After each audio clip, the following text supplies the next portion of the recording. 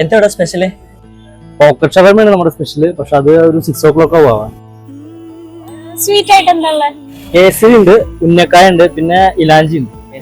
Kesari, 2 Kesari. Okay, 2 Kesari 2 lime. Okay.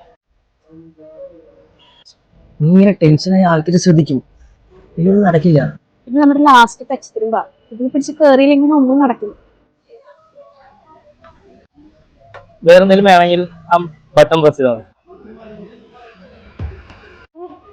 അതൊരു പകുതി taste തോന്നിയാ കഴിക്കണ്ട. നീ ആ ബെല്ലടിച്ച വിളിച്ചു. എന്തുകൊണ്ട് സാർ എന്തോന്നാട്ടത്? ഞാൻ ഒന്ന് കഴിച്ചു നോക്കുന്നത്. എന്താ കേസരിയാണ്? ഞങ്ങൾ കേസരി കഴിക്കാത്ത ആൾക്കാരൊന്നുമില്ല. ഇത് എന്ത് നെയ്യിൽ ഉണ്ടാക്കിയിട്ടുള്ളത്? അയ്യോ, നല്ല നെയ്യാണ് ഉണ്ടാക്കിയത്. താൻ ഒന്ന് കഴിച്ചു നോക്കും. കാരണം ഞങ്ങൾ ടെസ്റ്റ് ചെയ്തിട്ടാണ് കസ്റ്റമേഴ്സിന് കൊടുക്കാറ്. ആരും പരാതിയൊന്നും പറഞ്ഞിട്ടില്ല. ഞങ്ങൾ കേസരി കഴിക്കാത്തൊന്നുമില്ല. ഇതെന്തോ നെയ്യൊന്നും ശരിയല്ല. ഇത് ആരുണ്ടാക്കിയേ? അത് ഞാൻ തന്നെ. അപ്പൊ ഓക്കെ, മുതലാളി വിളിക്കും. എന്റെ മുതലാളി വിളിക്കണം.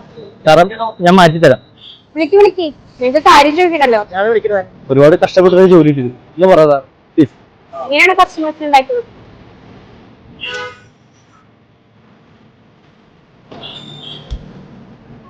ടെൻഷൻ ആവില്ലേ?